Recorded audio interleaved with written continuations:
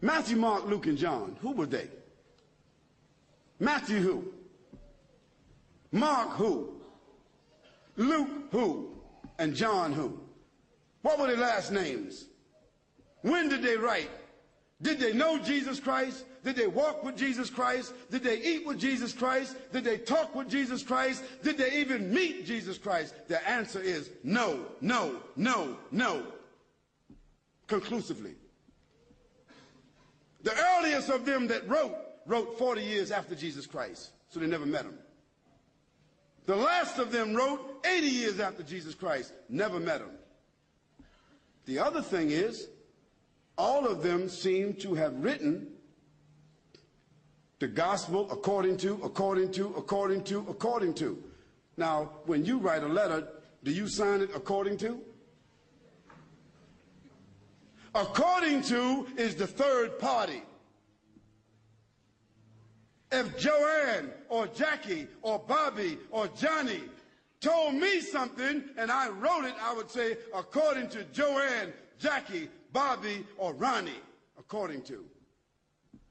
But those four people would not write a letter and in front of it say Jackie according to Jackie and not even write a last name. Because if Jackie wrote me a check and only said Jackie, I couldn't cash it. And if I was a policeman and I stopped Jackie on the road and she had a license that only said Jackie, she's going to jail.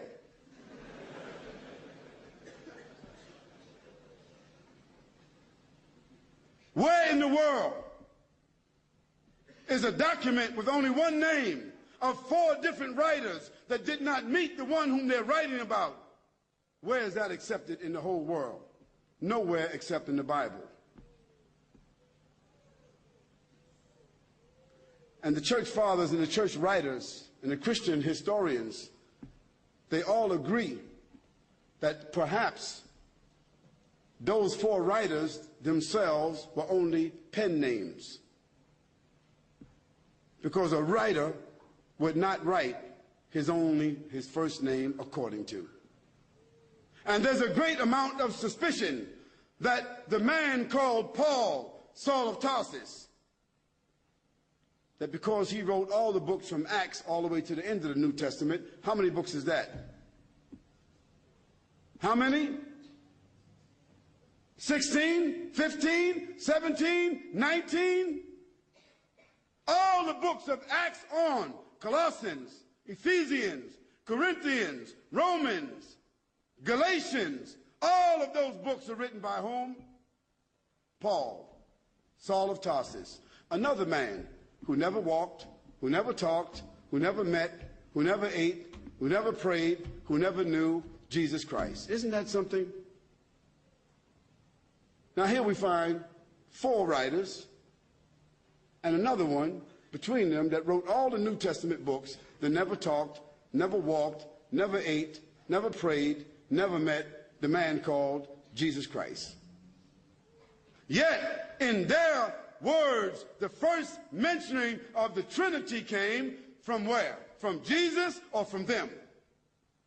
The first mentioning of Jesus being divine, a man God, came from whom? From them. The first mentioning that Jesus is the Son of God came from whom? From them.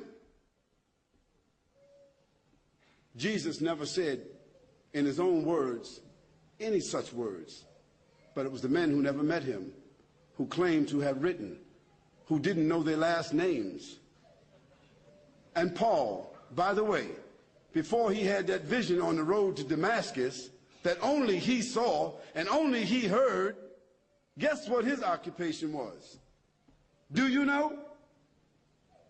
He was a bounty hunter, a hunter of Christians, hunting them down like animals, binding them and bringing them to where? To Rome, so that they could be executed. Now, if Hitler, after killing thousands of Jews, said that on the road to Berlin, he had a vision that he was named an apostle to the Jews, and he wrote 20 books that all the Jews are supposed to follow, Do you think they would be following that book? I don't understand how people just don't read history. This is not what Khalid said, so don't get angry with me. This is your own scripture, your own Bible scholars, their own church fathers. All of them agree that Paul never met Jesus, that Matthew, Mark, Luke, and John never met Jesus. By the way, they were not disciples. Nor were they walkers and talkers of the disciples. They were just writers and historians.